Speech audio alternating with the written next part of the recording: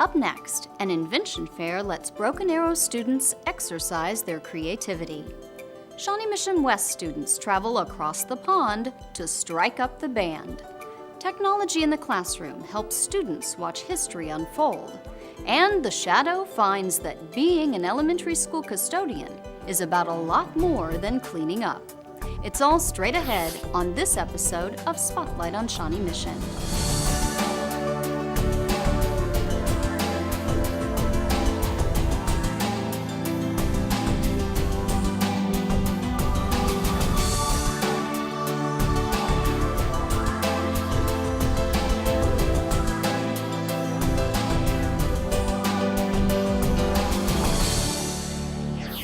Welcome to Spotlight on Shawnee Mission. I'm your host, Leanne Neal.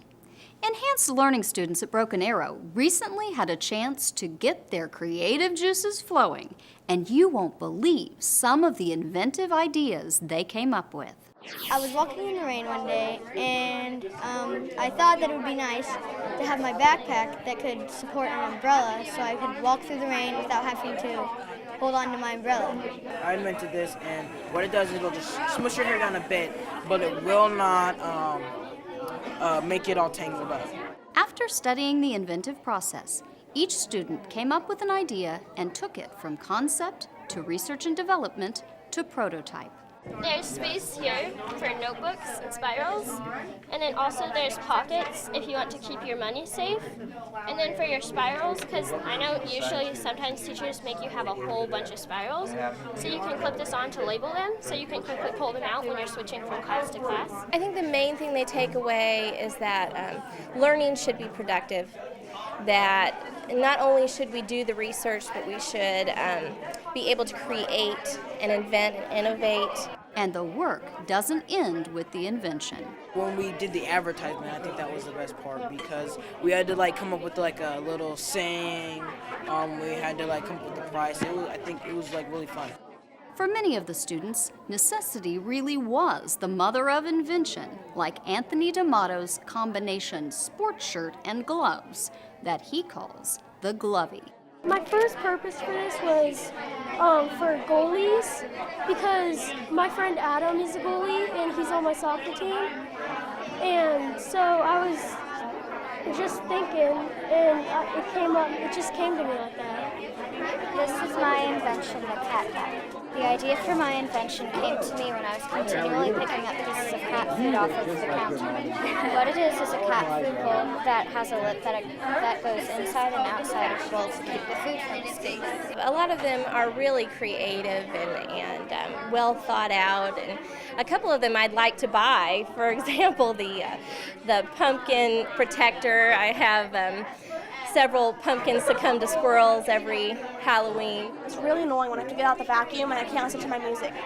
So what it is a shoe with a sticky pad on the bottom that you can just clip on like so. And I can dance to my music, and I can dust my room, and I can clean my floor all at the same time without having a vacuum in my ear the entire time. If vacuuming isn't an issue, here's another inventive idea for your footwear. Hi, my name is Riley Robert. I invented the Soul Safe. What it is a hole in the bottom of your shoe that you can keep emergency money or just money when you don't want to carry around a wallet or a purse.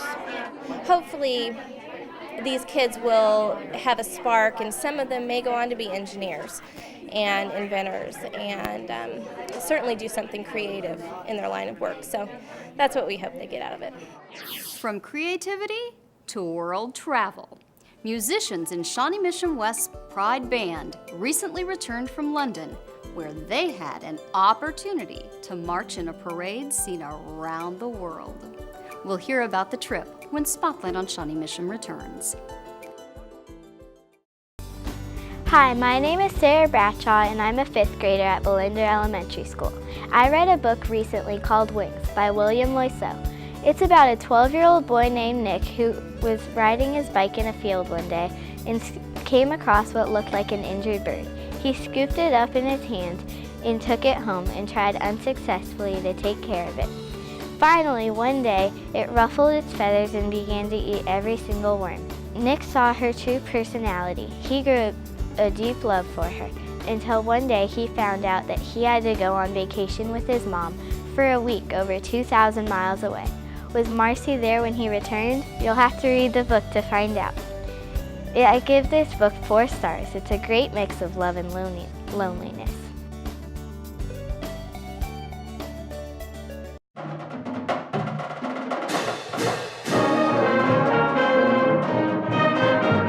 Although the song may be "Going to Kansas City," these musicians have a much different destination in mind.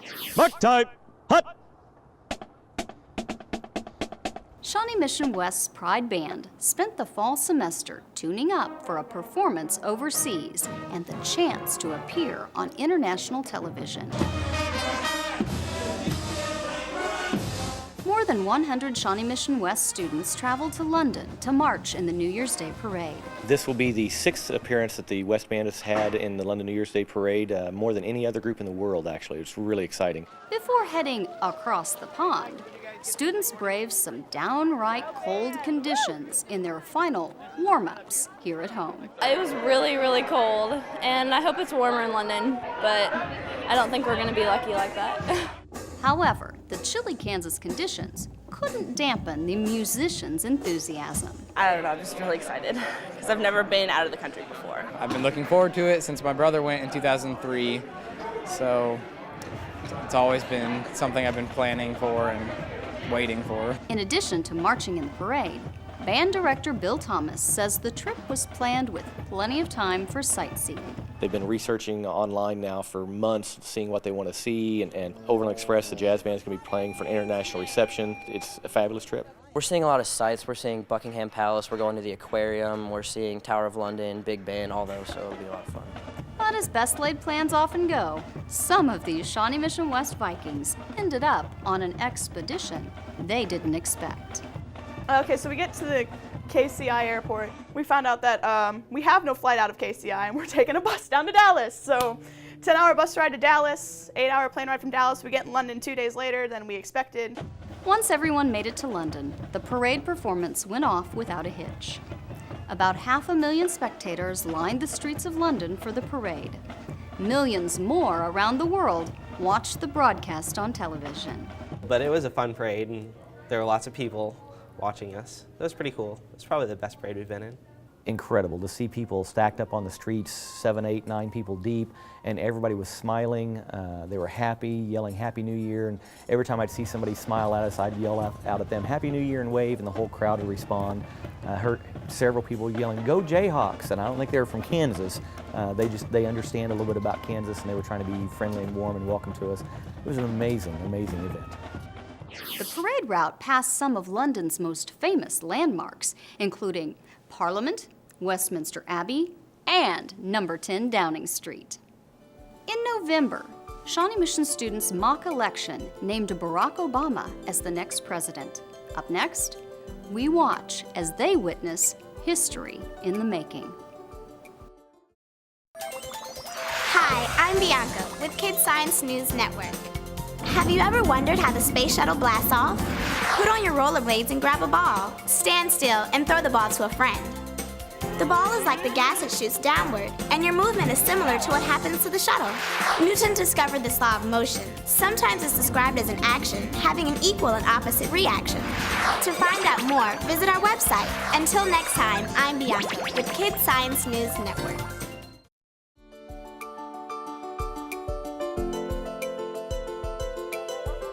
Welcome back. The inauguration of President Barack Obama was a historic event.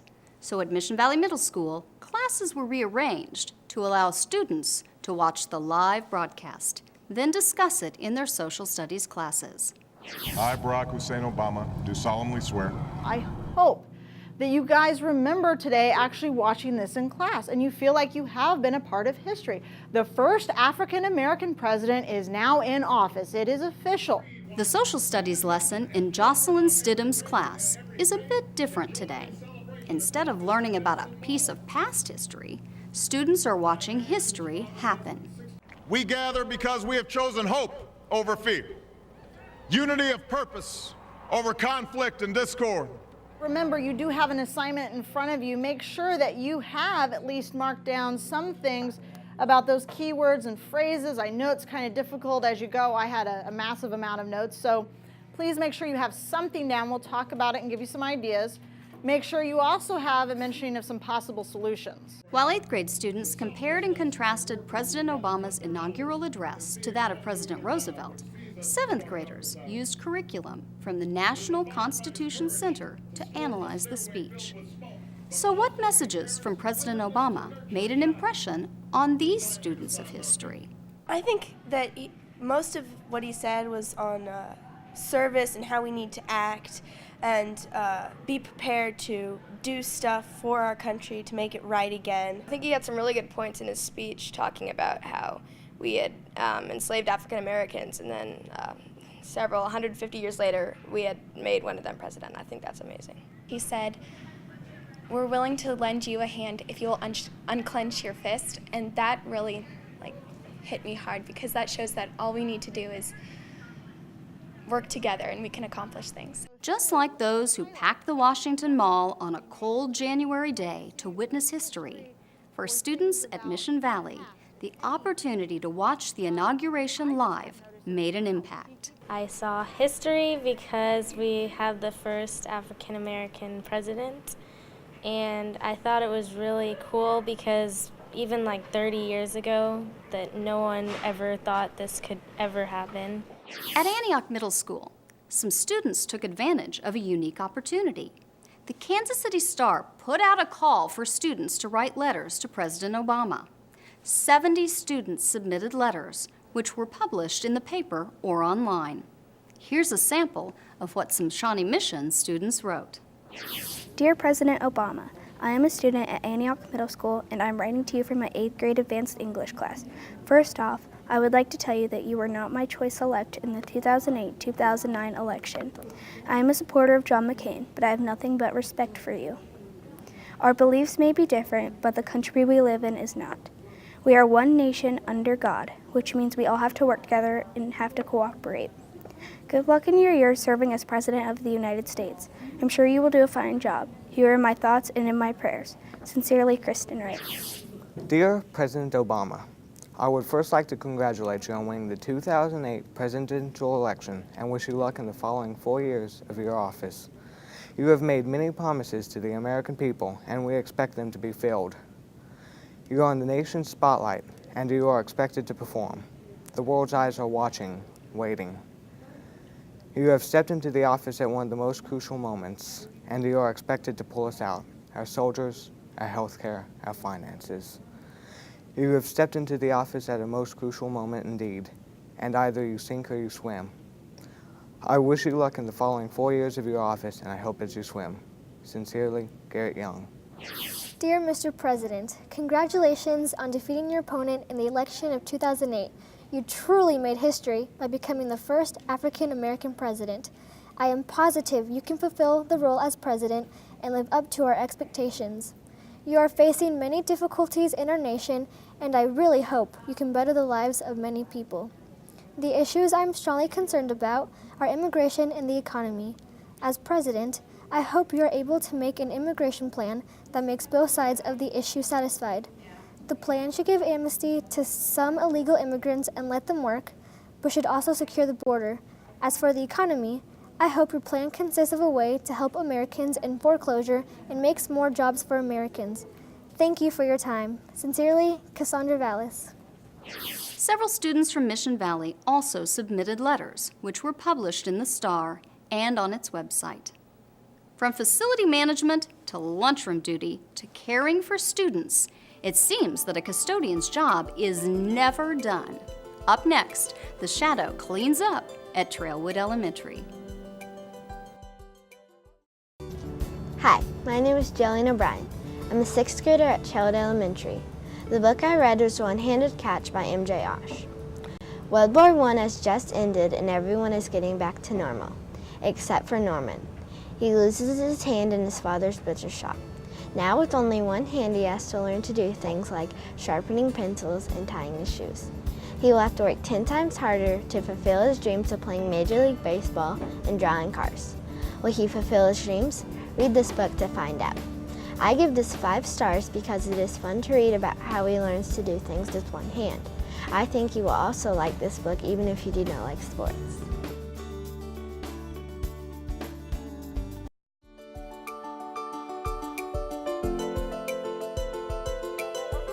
Welcome back.